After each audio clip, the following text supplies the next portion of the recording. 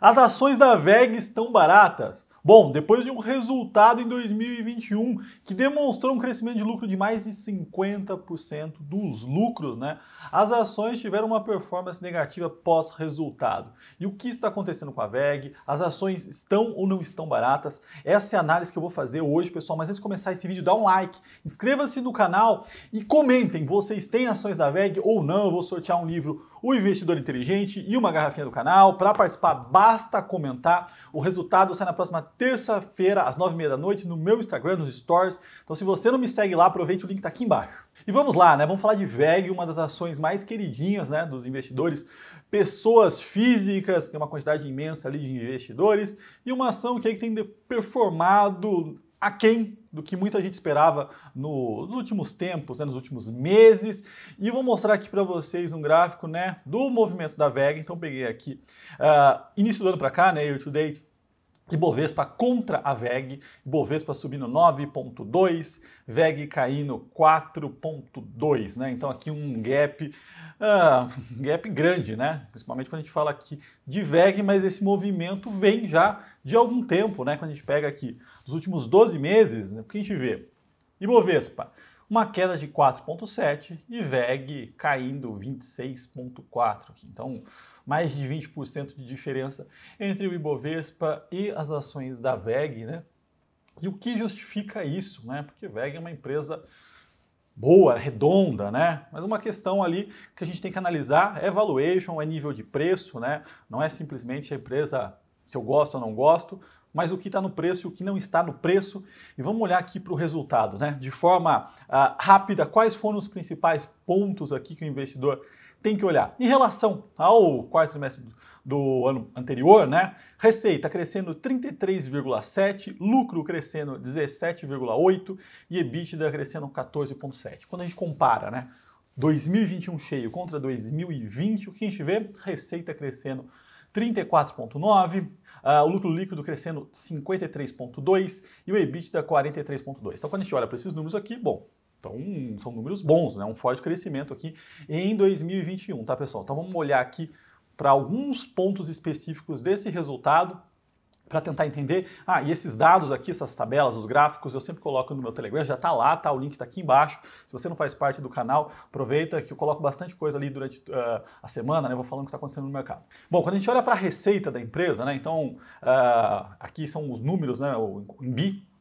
A gente vê aqui 6,5 bi no último tri, né, no quarto tri de 21, 56% dessa receita no mercado externo, 44% no mercado interno, ou seja, a gente vê aqui que a WEG vem num crescimento do lado das receitas do mercado externo, né? Dolarização, né, ajudando, né, a empresa vende dólar, então tem bastante coisa nesse sentido. E quando a gente olha aqui, né, crescimentos, então o mercado interno crescendo 28,6%, mercado externo 38,1%, então tem um fator aqui que tem ajudado, que é o mercado externo. Quando a gente vê de onde vem, né, essas exportações desse mercado, a gente está falando aqui que 43% vem da América do Norte, né? Vou pegar aqui 27% vem da Europa, ou seja, 70% das receitas vem de Europa e Estados Unidos, basicamente. O resto aqui está diversificado e a gente vê um crescimento forte, né, quando a gente pega aqui o consolidado, tá, pessoal? Então, só para entender um pouquinho, não são mercados emergentes que têm uma certa volatilidade, mas são mercados aqui desenvolvidos. Vamos olhar para as linhas de negócio, tá? Então, quando a gente olha para a WEG, a gente tem que entender qual que é o negócio dela. E a gente está falando aqui de uma empresa que faz motores, sistemas elétricos, indústria, geração e transmissão de energia. E a principal linha de receita, né, que equivale aqui a quase 50% da receita da WEG, que a gente está vendo aqui na tela, são de equipamentos eletroeletrônicos industriais, tá? E o que são isso? A gente está falando aqui fábrica, indústria, tudo, né, correlacionado a longo prazo. Ninguém investe em fábrica, crescimento, melhora de eficiência para dentro da fábrica, melhora energética, pensando no mês, no trimestre ou no ano seguinte. Isso aqui é um ciclo de longo prazo, tá? E isso é uma maravilha do negócio, por quê? Porque você não fica exposto a essa variação, essa volatilidade do dia a dia da economia, né? Você não está vendendo geladeira, né? Geladeira, fogão, isso responde muito a consumo, a confiança, e isso muda de um mês para o outro. Quando você está falando aqui de investimento em indústria, em eficiência energética, o investidor, né, o empresário não está pensando no curto prazo, está pensando no longo. Então, acho que esse é um grande ponto aqui do negócio. E o que a gente vê aqui, né? Mercado interno crescendo 8,3 no trimestre, desacelerando um pouco, né? E mercado externo 38,4. A segunda linha de receita mais importante da WEG, estamos falando aqui, geração, transmissão e distribuição de energia, ou seja, um ciclo que é ainda mais longo, né?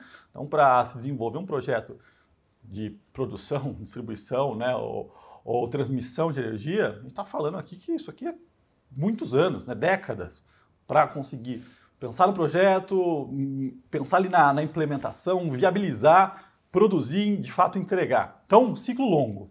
Por isso que a gente viu que, mesmo durante a pandemia, né, nos piores momentos ali, primeiro, segundo trimestre de 2020, a empresa não sofreu, porque o investidor está pensando no longo prazo, ele não parou, né? Ele está pensando em 2025, 2030, 2035, no que ele está produzindo, no que ele vai fazer. Isso pouco importa para ele, o que está acontecendo no curto prazo, não importa eleições, ele está pensando no investimento no longo prazo. Então isso ajuda muito a dar uma resiliência para a WEG, que a gente vê aqui, né? Mercado interno crescendo 60,4%, mercado externo 33,1%. Então, grande parte da receita, quase 90% da receita, vem dessas linhas de receitas que são resilientes e pensando no longo prazo. Depois disso, ela tem quase 10% aqui motores comerciais simples, né? Aqui é commodities. Motor de geladeira, motor de máquina de lavar, tudo que vai, motores simples, né? Mais comoditizado, vem dessa linha de receita. No mercado interno, mostrando uma queda de 2,8%, no mercado externo, 57,7%, tá? Depois, tintas e vernizes, não são tintas e vernizes simples, né? A gente está falando aqui de tintas e vernizes industriais, com resistência a calor, né? A resistência a fogo. Então, assim, são coisas específicas, mas um percentual pequeno, né? 4,5%, mostrando um crescimento na receita de 25% no mercado interno e 16,9% no mercado externo, tá? Bom, até aí tudo muito bem. Mas por que o mercado estranhou, teve um pouco de... ficou um pouco cauteloso com o resultado? Quando a gente olha aqui, vou mostrar os custos, né? Receita crescendo 33,7%, custos, né, de produtos vendidos 43,7%, ou seja, teve uma queda na margem, né? Quando a gente compara com o ano passado, uma queda de 5 pontos percentuais na margem bruta da empresa, tá? Então, acho que isso aqui é um ponto negativo no resultado, não, mas nada estrutural, nada de uma mudança de giro. É um resultado um pouquinho mais fraco do lado de margens. E aí que o mercado começou a penalizar, né? E tem um outro movimento, que é aquele movimento de uma empresa que é negociada a múltiplos extremamente altos, né? Uma empresa que é uma industrial, mas que se colocou como uma empresa de growth, né, de crescimento. E aí o nível de valuation que ela foi ou é negociado, né, tá implícito muito crescimento, tá? Então, assim, não é só acreditar que uma empresa é boa ou não é boa, eu gosto ou não gosto, mas é o que está implícito. É como se você esperasse, né, qual é a sua expectativa numa prova? Vou tirar 9,95. Se você tira 9,8, isso acaba sendo um resultado ruim. No absoluto não é ruim, mas se você já tinha precificado um resultado tão bom, qualquer coisa na margem acaba afetando e penalizando. É um pouquinho aqui da WEG, né? Você coloca sempre o que está implícito, né? Um crescimento fortíssimo, todos os anos, né, melhora de margem, sempre melhorando, e aí qualquer piora que acontece, o mercado acaba penalizando. E aí está nesse movimento também de queda das ações de crescimento no mundo, né? Aumento de juros nos Estados Unidos tem impactado essas ações que têm um valuation um pouco mais esticado. Por isso que é bom entender, né, o momento do mercado, como escolher as ações para colocar dentro de uma carteira, né? Porque não é só achar que a empresa é boa. Tem empresa que é boa, mas provavelmente não vai andar, porque o que estava precificado era mais, né? Tem empresa que muitas vezes a gente olha e não é tão boa, mas o preço justifica uma entrada, por isso que é bom entender um pouquinho mais para montar uma carteira. E eu tenho falado bastante aqui, né? Quem quiser saber um pouquinho mais sobre como montar uma carteira personalizada, eu tenho na Levante um time responsável por isso, né? Uma consultoria personalizada, uma carteira personalizada. Vou deixar o link aqui embaixo. Telefone, WhatsApp do pessoal do time de atendimento que fala sobre essas carteiras, então fiquem à vontade para conversar. E nessa tabela aqui a gente vê o quê? O EBITDA. Então é uma métrica de geração de caixa muito utilizada aqui no setor. E o que aconteceu? EBITDA no quarto tri, em relação ao ano passado, cresceu 14,7%. Só que quando a gente olha para a margem, né? A margem do ano anterior era uma margem de 20,1%. A margem caiu para 17,2%. Então aqui teve essa compressão de margem, tá? Está tendo aqui um desafio na cadeia de suplemento deles que está pressionando o custo de matéria-prima e tem pressionado aqui as margens e o mercado olhou isso de uma forma que o resultado foi um pouquinho pior.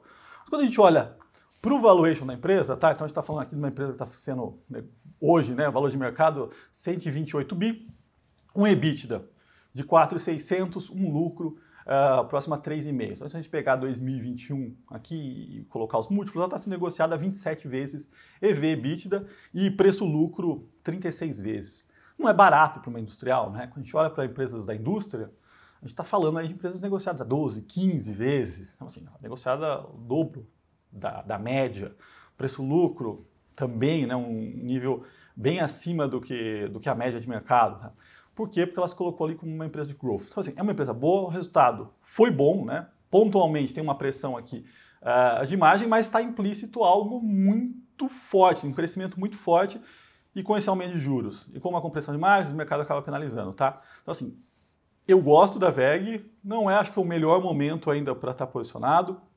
Dado todo esse cenário, acho que o momento hoje de Brasil é um momento de velho invest, né? De ações aí negociadas a múltiplos baixos, setor financeiro, commodities, que são que ficaram muito para trás, que estão negociadas a 8, 9, 10 vezes preço-lucro, como os bancos, ou os commodities a 4, 5 vezes EV/EBITDA, também diferente desses números aqui que a gente vê, e está acontecendo uma rotação global no mundo que tem contribuído para esses setores, tá? Bom, mas isso não é estático, né? O mercado é dinâmico, por isso que é bom entender, por isso que é bom acompanhar e saber o que está acontecendo, pessoal. Bom, se você gostou desse vídeo, dá um like, se inscreva no canal e, como eu falei, sorteio de livro de garrafinha, os gráficos e tabelas estão no meu Telegram, e quem quiser saber um pouquinho mais sobre a consultoria personalizada, o link, o WhatsApp está aqui embaixo. Um grande abraço e até o próximo.